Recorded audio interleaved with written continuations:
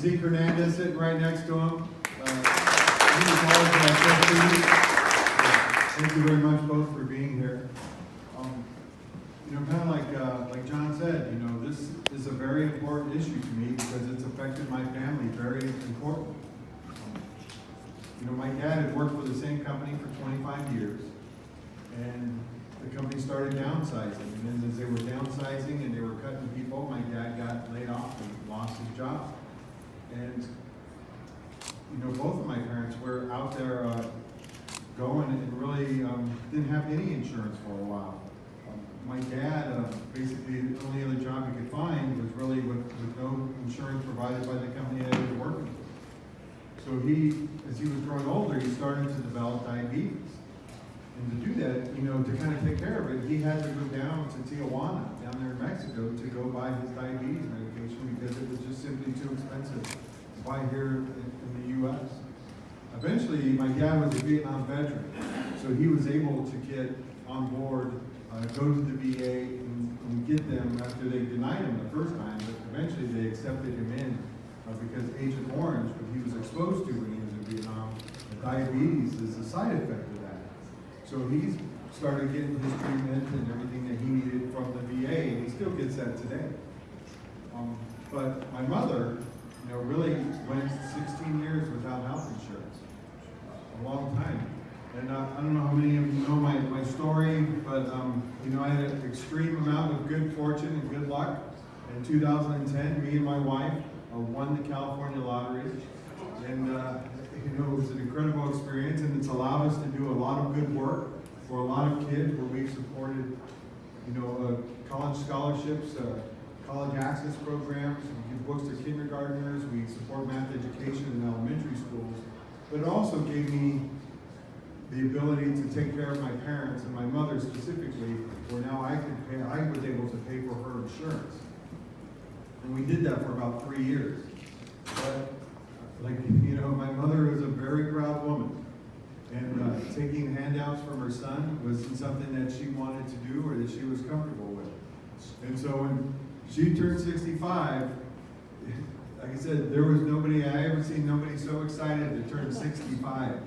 And that's because she didn't have to depend on her son anymore. She could get on the government's Medicare system, the government's healthcare system that's provided healthcare to so many millions, not only today, but in our past. And it's going to continue to provide healthcare, to so many millions going forward, because we're going to fight to protect this system. In Washington, the Republicans are on the attack. They passed this tax bill where 70% of the cuts went to corporations. They created a $1.5 trillion deficit. And they haven't made any bones about it, that what they're going to do, how they're going to make up that difference, is they want to go after Social Security and they want to go after Medicare. We can't allow that to happen. He said, this is an earned benefit. This is everything. We've all paid into this system. I paid into this system. We earn this benefit, and we need to make sure that it's there for us when we retire.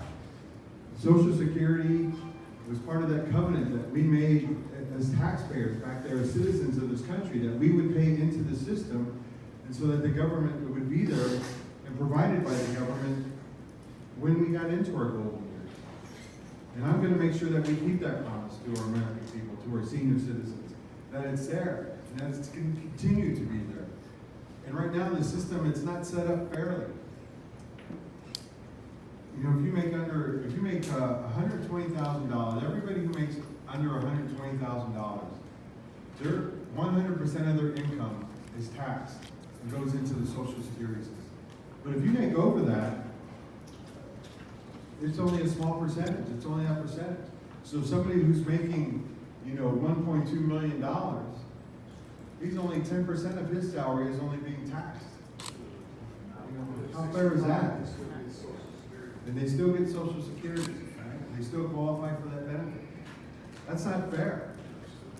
This is why we need to scrap the cap. We need to make sure that everybody's paying their full share in the system.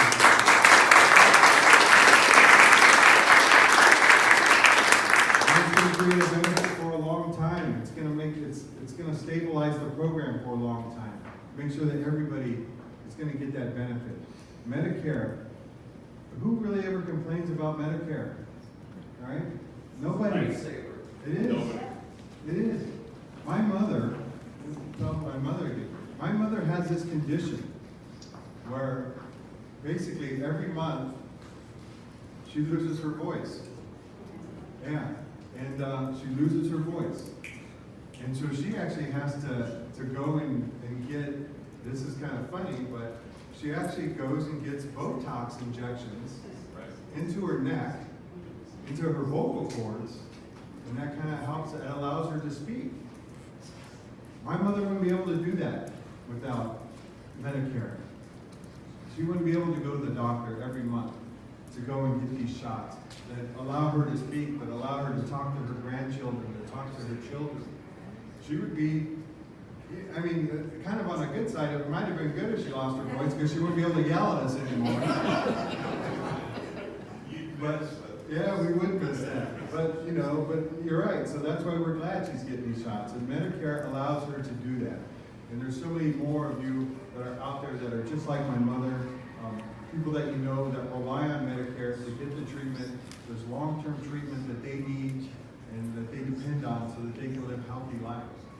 So this is why Medicare is so important, because I lived it. My grandmother as well. My grandmother had to go, she had to end up retiring in her 50s early, got on disability, and she went through, she was able to, she had Medicare for most of her life, you know, until she passed away. She had diabetes, she had arthritis, all these conditions, and she wouldn't be able to get the medication and everything that she needed without her Medicare program. And Social Security provided her with the ability to kind of take care of her life in her golden years, you know, after she had stopped working. So this is why these programs are so important. This is why I'm going to Washington to protect those, because I know how it affects families. You know, I've been very lucky in my life, literally very lucky. You know, the government does good things, right? All my education that I have is because of the government. I went to college on a Navy ROTC scholarship. I used tuition assistance while I was in the service to get my MBA. And then I went back using the GI Bill, back to school again to get another master's degree. So the government does good, and it works for us. And Medicare and Social Security are two of those programs that provide a lot of good to the citizens of the United States. And they're programs that we need to continue to support and continue to defend, because they're not entitlements. It's not an entitlement. You've all earned this. You've all paid into it, and you deserve it.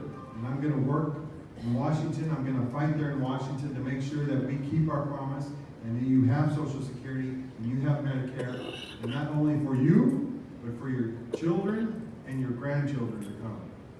All right? So thank you very much. And I want to acknowledge Barbara in the